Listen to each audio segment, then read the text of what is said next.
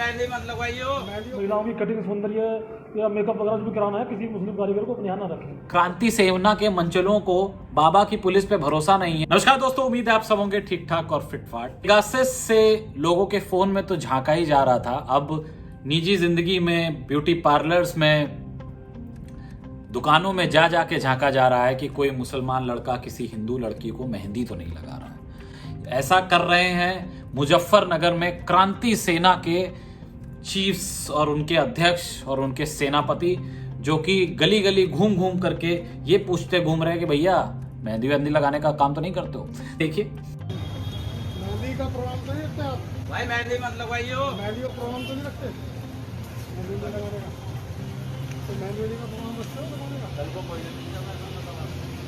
कि हरियाणा तीज के अवसर पर मुस्लिम युवकों द्वारा हिंदू महिलाओं को मेहंदी नहीं लगाने दी जाएगी। तो आज इसी चीज़ की हमने बाजार में हम घूमे, भगत सिंह रोड, शिव चौक, नई मंडी में हमने दुकानों पर चेकिंग करी कि कहीं कोई मुस्लिम युवक मेहंदी लगा तो नहीं लगा रहा है। कल इनका मानना यह है कि अगर कोई मुस्लिम लड़का एक हिंदू लड़की को उत्तर प्रदेश की धरती पर मेहंदी लगा देता है तो वहीं से लव जिहाद की फर्स्ट चैप्टर की शुरुआत हो जाती है। वहां से प्रेम प्रसंग बढ़ता है इनके हिसाब से, और उसके बाद फिर लव जिहादी अपना काम करते हैं। हमारा मानना है कि जो मुस्लिम युवक पहले ब्यूटी पार्लर वगैरह में जो हिंदू महिलाओं को मेहंदी वगैरह लगाते थे, वो लव जिहाद के तहत वो कार्य करते थे और बहुत सी महिलाओं को लव जिहाद में फंसाते थे। स्पेशल ट्रेनिंग लेकर के आते हैं लोग, पहले मेहंदी के लेते होंगे, उसके बाद फिर इन सब चीजों की मूर्खता से भरी और बेवकूफाना हरकतों का जो ढेर है वो इन जैसे क्रांति सैनिकों ने अपने सिर पे उठा लिया है। यही उत्तर प्रदेश में रोमियो को बदनाम कर दिया गया, रोमियो स्क्वाड ला करके। रोमियो स्क्वाड का काम ये था कि ऐसे कोई भी जो कपल्स कहीं जा रहे हैं तो उनको दौड़ के डंडे से लठियाने का काम करता था रोमियो स्क्वाड। और रोमियो को बदनाम करने वाली बाबा की पुलिस अब इतनी निकम्मी हो गई है कि जो काम उनके अपने एक स्टैंडर्ड लॉ को करना चाहिए और जो पुलिस के अपने हाथ में, कंट्रोल में है, वो काम भी गली मोहल्ले के मवाली क्रांति सेना जैसे लोग करते घूम रहे हैं। अब देखिए, उत्तर प्रदेश पहले ही unlawful conversion of religion ordinance करके एक बिल आया था, वो पास भी हो गया था और इस समय वो लॉ की तरह है, जिसके तहत आज तक करीब 63 FIR बुक हो चुकी हैं और करीब 162 लोग इसमें बुक किए जा चुके हैं। लेकिन फिर भी शायद इन क्रांति सेवना के मंचलों को बाबा की पुलिस पे भरोसा नहीं है, तभी शायद ये लोग ब्यूटी पार्लर में औरतों को झांकते घूम रहे हैं कि कौन किससे मेहंदी लगवा रहा है।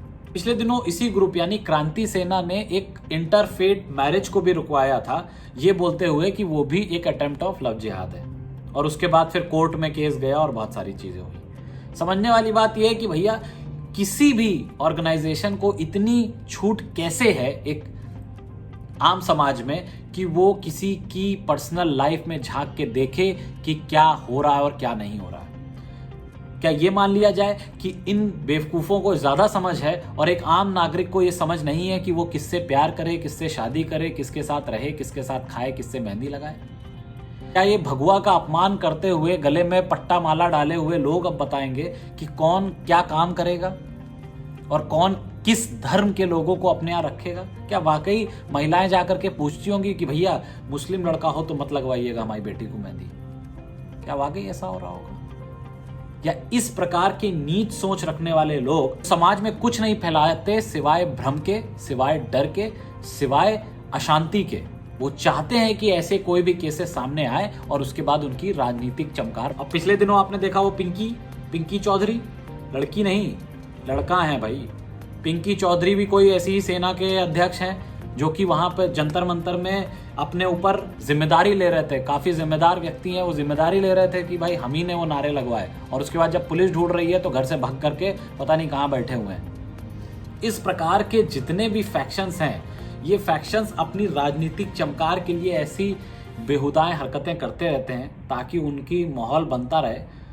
लेकिन इस समय सबसे ज़्यादा ज़रूरत है गवर्नमेंट की और स्पेशली पुलिस की कि ये इंश्योर करे कि ऐसे लोग किसी के ऊपर जब गलियों में घूमते हैं तो जो डर पैदा करते हैं गली मोहल्ले में, उसको नियंत्रण में रखा जाए। किसी भी बाहरी व्यक्ति का कोई अधिकार नहीं है, चाहे वो कोई भी संस्था चला रहा हो, कि वो किसी की पर्सनल लाइफ में, ऑक्यूपेशनल लाइफ में हस्तक्षेप कर पाए। अगर आपको ये वीडियो अच्छा लगा हो तो इसे लाइक करें, शेयर करें और कमेंट में बताएं कि ऐसे लोगों का करना क्या चाहिए भाई। धन्यवाद। भाई मेहंदी मत लगवाइयो।